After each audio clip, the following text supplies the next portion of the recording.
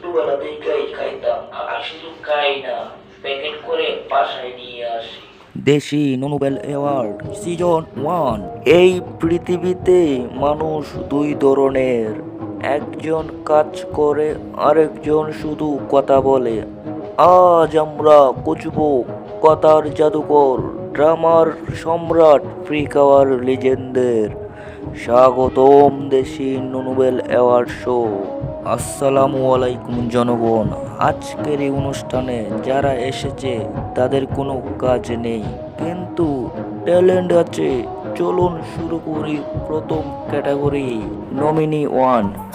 আমি দাওয়াত ছাড়া যাই না, কিন্তু দাওয়াত থাকলে আগে যাই। আমি শুধু খাই না, প্যাকেট করে বাসায় নিয়ে আস।